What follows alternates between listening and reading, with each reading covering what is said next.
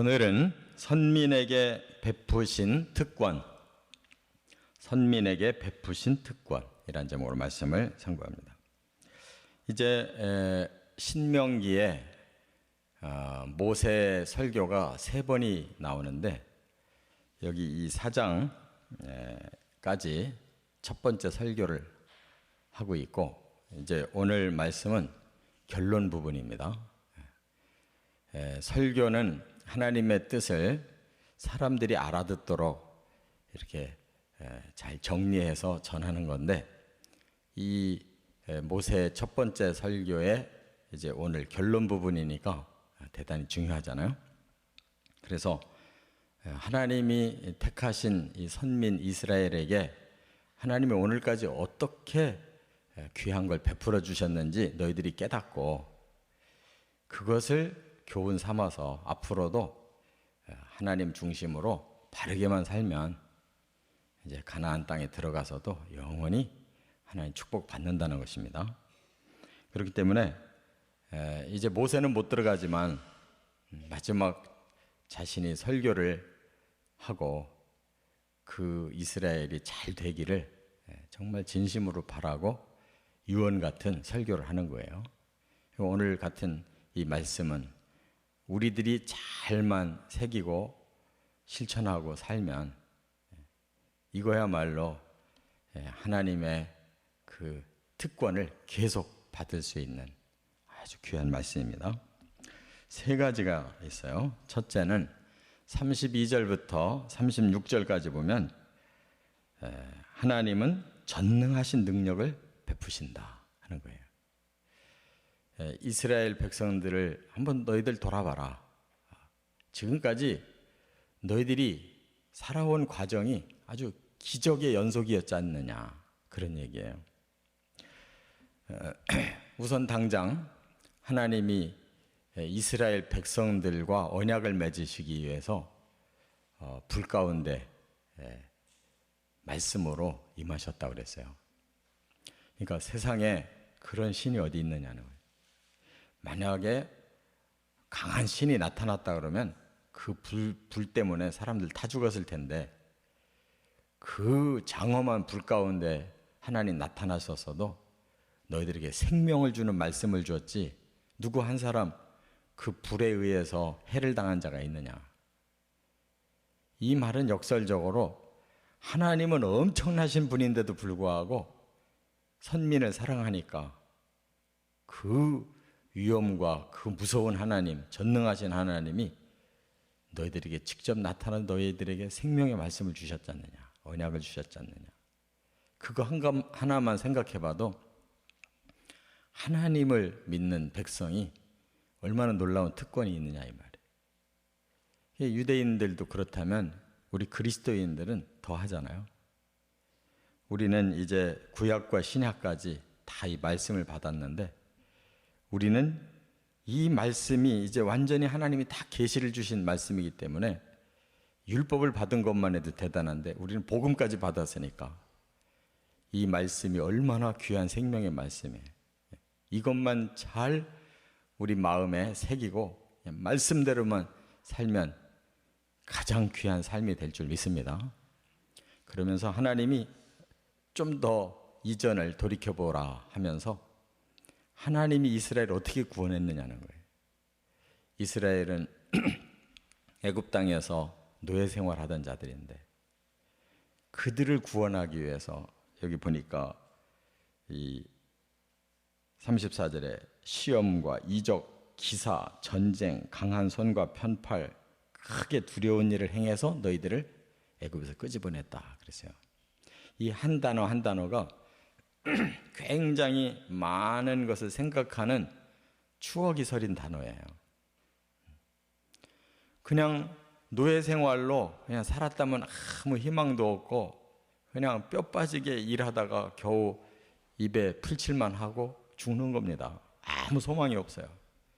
그런데 이들을 살려내서 선민으로 쓰려고 바로를 시험하고, 또 바로에게 아주 이적과 기사로 꼼짝 못하게 만들고, 또 바로가 마지막에 그들을 사로잡으려고 뒤쫓아 왔을 때 홍해에다가 그들을 싹 빠뜨려서 죽이고, 또 강한 손과 편팔, 크게 두려운 일, 이게 뭐예요? 애굽에 10가지 재앙을 내려가지고 그 강대국을 완전히 초토화시키고 노예들을 오히려 그들 앞에서 막 승리의 계가를 부르면서 그들이 막 물질을 바쳐가면서 내보내줬잖아요. 그 구원을 생각해 보라는 거예요. 얼마나 하나님이 너희들을 위해서 그 전능하신 능력을 다 쏟아 줬냐 그 말이죠. 우리도 세상 사람들과 똑같은 것 같아도 우리가 구원받기 위해서는 엄청난 걸 하나님이 우리에게 베푸신 거예요. 오죽 우리에게 구원을 주고 싶으셨으면 하나님이 친히 사람들의 죄를 다 씻어줘가면서 믿기만 해라. 세상에 그런 신이 어디 있겠어요? 뭐가 아쉬워서 당신의 독생자를 대신 죽여 그 핏값을 치르고 우리에게 제발 믿기만 해라. 이 말씀을 내가 너희에게 이렇게 다 줬으니까 그냥 받아들이기만 해라. 이렇게 거꾸로 사정하는 신이 어디 있어요?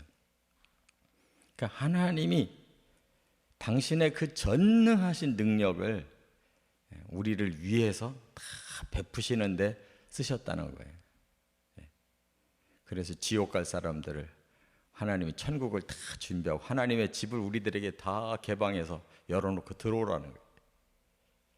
너무 전능하신 걸 우리에게 베풀어서 사람들이 그 실감을 못하고 오히려 교만해가지고 엉뚱한 짓을 하는, 정말 깨달아야 돼요. 그 은혜에 감사해야 될 줄 믿습니다. 두 번째 뭐라고 말씀했는가 하면 37절 38절에 보면 사랑을 베푸신다 하는 거예요. 사랑을 베푸신다. 여기 뭐라고 모세가 얘기했냐면 하나님은 너희 조상들을 사랑하셨다 그랬어요. 이 말씀 무슨 뜻이냐면 아브라함, 이삭, 야곱 이들은 하나님을 얼마나 잘 믿었는지 몰라요. 지독하게 잘 믿었어요. 그래서 그들을 선민으로 삼으셨고 지금의 이스라엘 그 백성들은 얼마나 완악하고 교만한지 몰라요. 그러니까 이들이 이런 사랑을 받은 것은 사실 조상들의 믿음 때문이에요. 하나님이 그 조상들은 사랑했지만 그 후손들은 사실 사랑할 만한 일을 못했어요. 그런데도 그 조상들에게 약속한 것을 지키기 위해서 지금 이 백성들에게 그 놀라운 사랑을 베풀어서 가나안 땅을 이제는 주셨다는 거예요. 요단 동편 땅 이미 차지했잖아요. 그들이 무슨 사랑받을 만한 일을 했다고 그 요단 동편의 큰 땅을 다 주셨냐고. 이제 앞으로 건너가기만 하면 요단강을 건너가기만 하면 서편 진짜 가나안 땅을 다 주실 건데 그들이 무슨 받을 만한 자격이 있어요. 광야 40년 동안 얼마나 많이 하나님 속썩이고 그랬는데 하나님이 아주 그들 다 진멸해버리고 모세부터 다시 후손을 내가지고 선민 삼겠다고 하실 만큼 그걸 2번이나 그렇게 하실 만큼 그렇게 완악하고 교만하고 하나님을 배반하고 반란을 일으킨 자들인데 하나님이 그래도 사랑하신 것은 아브라함부터 너무 하나님이 그를 사랑했기 때문에 그들의 자손인 언약 백성을 끝까지 사랑하는 거예요. 우리 사람의 사랑하고 달라요. 사람은 내가 사랑을 받으면 그만큼 사랑을 해요. 그랬다가는 이스라엘이 존재하지 않았어요. 사랑이 아니라 거꾸로 막 하나님을 시험하고 민수기에 그랬잖아요. 너희들이 10번이나 나를 시험했다. 제가 세보니까 10번이 아니에요. 훨씬 더 많아요. 그 이후에도 사건이 일어났으니까. 그래도 하나님은 아가페의 사랑으로 미운 자도 끌어안고 죄진 자도 끌어안고 교만한 자도 끌어안고 계속 하나님의 사랑으로 이들을 다듬어서 가나안을 이렇게 영원히 주시겠다는 거예요. 우리도 마찬가지예요. 우리가 솔직히 천국 갈 자격이 뭐가 있어요? 어디다가 제가 천국 백성입니다라는 말을 할 건덕지가 뭐가 있어요? 다만 하나님이 그렇게 해주겠다고 해서 우리가 믿고 있는 그 믿음 하나 보고 하나님은 우리를 당신의 자녀라고 이렇게 여기시고 우리를 천국까지 불러주시는, 이건 전적으로 하나님 사랑이지 우리가 뭔가 부응한 일이 하나도 없어요. 여기 이스라엘과 똑같아요. 그러니까 이 사랑 믿고 가는 것입니다. 믿기라도 해야지. 사랑에 대해서 반응은 못해도 믿고 따르기는 해야지. 그 하나님 사랑 때문에 우리가 천국까지 가는 줄 꼭 믿으시기 바랍니다. 세 번째는 여기 39절과 40절에 보면 복을 베푸신다는 거예요. 복을 베푸신다. 하나님이 주시는 복은 상상도 못할 복이에요. 여기 끝에 뭐라고 말씀했냐면 너희들이 내가 준 이 규례만 잘 지켜라. 그러면 가나안 땅에서 한없이 오래 살 거다. 근데 이 말이 무슨 뜻이겠어요? 한없이 오래 산대요. 한없이 오래 사는 게 영생이에요. 하나님은 이 땅에서 아주 가나안 땅을 작은 천국으로 만드시려고 그랬어요. 샘플로, 천국의 모형으로. 그래서 이스라엘 사람들이 하나님 말씀만 잘 순종한다면 아주 온 세상에서 특별하게 가나안 땅을 천국처럼 만들어서 모든 사람들에게 이 모델하우스처럼 보여주려고 한 거예요. 이스라엘 백성들은 그 축복을 그냥 지구가 존재하는 한 계속 누리게 하시려고 한 거예요. 그런데 그들이 그 복을 차버리고 계속 우상 숭배하고 계속 교만을 떨다가 망해가지고 그 땅에 쫓겨난 지 1900년 만에 지금 다시 가나안 땅 이제 겨우 되찾고 있잖아요. 세상에 가장 찌끄러기 같은 존재가 돼버렸잖아요. 왜 그래요? 자신들이 복을 찬 거예요. 우리도 이제 천국에 들어가서 영생하는 거, 이게 복 중에 복이에요. 이 복을 차버리려고 하는 사람이 얼마나 많은지 몰라요. 겨우 이 땅에 몇십 년 남지도 않은 이 땅의 것 얻겠다고 그 귀한 구원을 우습게 여기고 신앙생활을 아주 가볍게 여기고 세상 먹고 사는 일에 아주 온 힘을 다 쏟아요. 그 놀라운 천국 옆에다가 제껴버리고 복을 자기가 차버리고 이렇게 신앙생활을 하다가 끝에 가서 천국도 갔으면 좋겠다. 두 마리 토끼를 다 잡으려고 그래. 어떻게 천국 가서 한없이 살겠어요? 그런 마음 가지고 이 땅의 것을 막 얻으려고 야단치던 사람들이 천국 땅 한 평 마련할 생각 안 하고 신앙생활 엉터리로 해놓고 무슨 염치로 천국 복을 얻겠다고 그러겠어요.